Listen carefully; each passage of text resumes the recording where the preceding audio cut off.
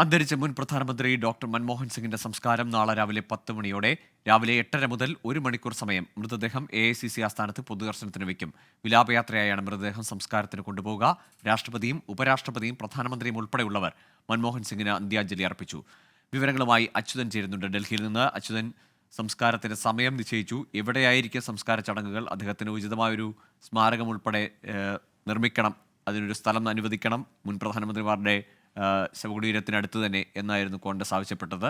ഈ കാര്യത്തിൽ സർക്കാരിന്റെ തീരുമാനം വന്നിട്ടുണ്ടോ?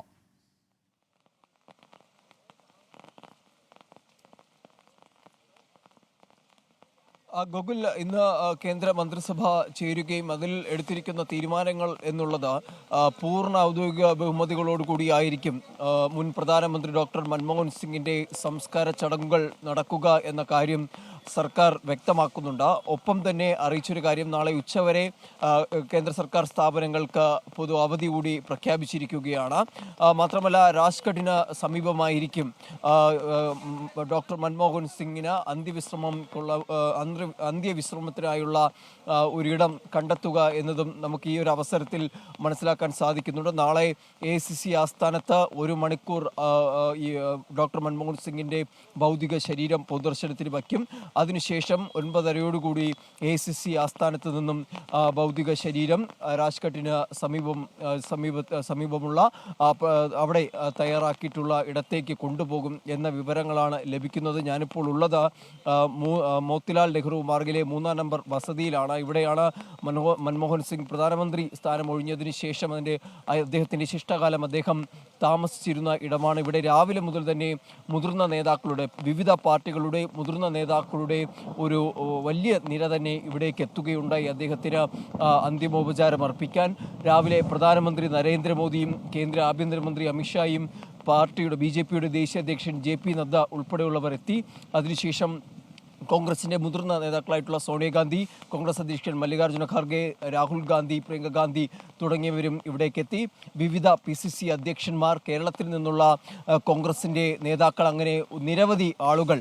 മറ്റു രാഷ്ട്രീയ പാർട്ടികളിലേക്ക് പോയാൽ പ്രകാശ് കാരാട്ട് ഉൾപ്പെടെ, CPMന്റെ പ്രകാശ് കാരാട്ട്, അതുപോലെ തന്നെ ആം ആദ്മിയുടെ അതിഷി അരവിന്ദ് കെജ്രിവാൾ, ആന്ധ്രാപ്രദേശിന്റെ മുഖ്യമന്ത്രി ഉൾപ്പെടെ ഇവിടേക്ക് എത്തുന്ന ഒരു സാഹചര്യമാണ്. അദ്ദേഹത്തെ അവസാനമായി ഒരു നോക്ക് കാണാൻ ഇവിടെ മോത്തിലാൽ നെഹ്റു മാർഗിലെ 3-ാം നമ്പർ വസതിയിലേക്ക് നേതാക്കൾ എത്തുകയും അദ്ദേഹത്തെ അവസാനമായി ഒന്ന് കാണാൻ എത്തുകയും ചെയ്തു. രാജ്യം ഡോക്ടർ മൻമോഹൻ സിംഗിന്റെ സംഭാവനകളെ കൂടി ഈ ഒരു അവസരത്തിൽ ഓർക്കുകയാണ്. സാമ്പത്തിക മാന്ദ്യത്തിൽ അദ്ദേഹം കൈപിടിച്ചുയർത്തിയ ഇന്ത്യയുടെ സാമ്പത്തിക വ്യവസ്ഥ, അത് പിന്നീട് ഇന്ന് ഈ കാണുന്ന തരത്തിലേക്ക് എത്തുവാൻ കൂടി കാരണമായത് മൻമോഹൻ സിംഗിന്റെ ഈ സമൂലമായ ഇടപെടലായിരുന്നു. അങ്ങനെയുള്ള നിരവധി സംഭാവനകൾ അദ്ദേഹം രാജ്യത്തിന് വേണ്ടി നൽകി. അതിലേറ്റവും ശ്രദ്ധേയമായത് തന്നെയാണ് ഈ സാമ്പത്തിക രംഗവുമായി ബന്ധപ്പെട്ട് ഉദാരവൽക്കരണം, ആഗോളവൽക്കരണം ഉൾപ്പെടെയുള്ള കാര്യങ്ങളിൽ അദ്ദേഹത്തിൻ്റെ ഇടപെടൽ എന്നതും ശ്രദ്ധേയമാണ്. 91-ൽ ധനമന്ത്രിയായി എത്തുന്നു. അതിനുശേഷം വിവിധ മാറ്റങ്ങൾ കൊണ്ടുവരുന്നു. 2004 മുതൽ 2014 വരെ ഇന്ത്യയുടെ പ്രധാനമന്ത്രി പദത്തിൽ അദ്ദേഹം ഇന്ത്യയുടെ പ്രധാനമന്ത്രിയായി രാജ്യത്തെ നയിക്കുന്നു. അവിടെയും നിരവധി മാറ്റങ്ങളും പദ്ധതികളുടെ പ്രഖ്യാപനങ്ങളും, രാജ്യത്തെ തൊഴിലില്ലായ്മ ഉന്മൂലനം ചെയ്യുന്നതിനായി ഗ്രാമീണ തൊഴിലുറപ്പ് പദ്ധതികൾ, ഒപ്പം 2008-ലെ മുംബൈ ആക്രമണത്തിന് പിന്നാലെ NIA, നാഷണൽ ഇൻവെസ്റ്റിഗേഷൻ ഏജൻസി ഉൾപ്പെടെ സ്ഥാപിക്കുന്നു. അങ്ങനെ എല്ലാ തരത്തിലും അദ്ദേഹത്തിൻ്റെ സംഭാവനകൾ കൂടി രാജ്യം ഈ അവസരത്തിൽ ഓർക്കുകയാണ്. ഇപ്പോഴും ഞാനീ നിൽക്കുന്ന അദ്ദേഹത്തിൻ്റെ വസതിക്ക് മുൻപിൽ വിവിധ നേതാക്കൾ, വിവിധ രാഷ്ട്രീയ പാർട്ടിയുടെ നേതാക്കളാണ് ഈ അന്തിമോപചാരം അർപ്പിക്കാനായി ഇവിടെ എത്തിക്കൊണ്ടിരിക്കുന്നത്. ഗോകുൽ, അച്യുതൻ, ലോക നേതാക്കൾ ഇമ്മാനുവൽ മക്രോൺ അടക്കം അദ്ദേഹത്തെ ഓർമ്മിക്കുന്നുണ്ട്. ഒരു നല്ല മനുഷ്യനെ നഷ്ടമായി എന്ന് ഇമ്മാനുവൽ മക്രോൺ അദ്ദേഹത്തെ അനുസ്മരിക്കുന്നു. അങ്ങനെ അമേരിക്കൻ പ്രതിനിധികൾ, അദ്ദേഹത്തിൻ്റെ വിദേശകാര്യമന്ത്രിയായിരുന്ന സമയത്തെ ഇടപെടലുകളൊക്കെയും ലോക നേതാക്കളും ഓർത്തെടുക്കുന്നുണ്ട്.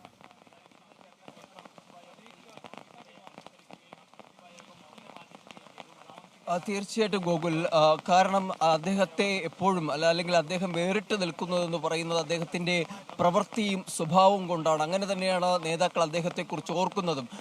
ആരെയും ഒരു തരത്തിലും വേദനിപ്പിക്കുന്ന തരത്തിലേക്ക് ഒരു വിമർശനവും മൻമോഹൻ സിംഗിന് അദ്ദേഹത്തിൻ്റെ രാഷ്ട്രീയ ജീവിതത്തിലോ വ്യക്തി ജീവിതത്തിലോ അദ്ദേഹം ഉണ്ടാക്കിയിട്ടില്ല. അല്ലെങ്കിൽ ആരെയും വേദനിപ്പിക്കുന്ന തരത്തിലേക്ക് ഒരു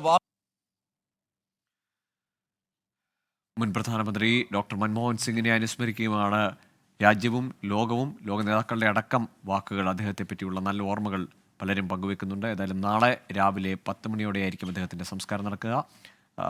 പൊതുദർശനത്തിന് ശേഷം AICC ആസ്ഥാനത്തായിരിക്കും 1 മണിക്കൂർ രാവിലെ 8:30 മുതൽ പൊതുദർശനം ഉണ്ടാകുക. അതിനുശേഷമായിരിക്കും സംസ്കാരം നടക്കുക നാളെ രാവിലെ.